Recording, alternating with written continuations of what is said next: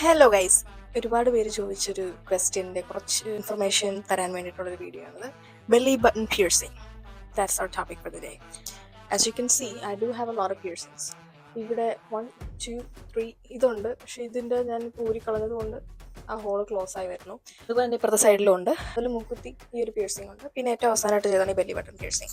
ഇത് ചെയ്തിട്ട് 2 വർഷത്തിൽ കൂടുതലായി. It's a painful? നോ.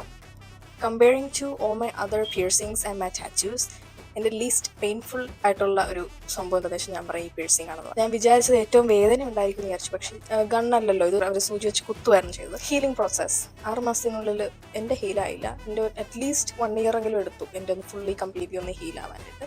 ആദ്യമൊക്കെ നല്ല ഇറിറ്റേഷൻ, നല്ല ബുദ്ധിമുട്ടായിരുന്നു. അതുപോലെ തന്നെ ക്ലീൻ ചെയ്യണം, ദിവസത്തിൽ 2 പ്രാവശ്യം നിങ്ങൾ ക്ലീൻ ചെയ്തുകൊണ്ടിരിക്കണം. ഒരു ക്യൂട്ടിപ്പിൽ എന്താ പറയുക, ബക്സ്, അത് ഒരു 6 മാസം ഞാൻ ചെയ്തിട്ടുണ്ടായിരുന്നു. പിന്നെ ഇപ്പോൾ കുളിക്കുമ്പോൾ ക്ലീൻ ചെയ്യും, അത്രേ ഉള്ളൂ. ഞാൻ നാട്ടിൽ വെച്ചല്ല ചെയ്തത്, ഞാൻ ഇവിടെ വെച്ചിട്ടാണ് ചെയ്തത്. അടുത്ത വീണ്ടും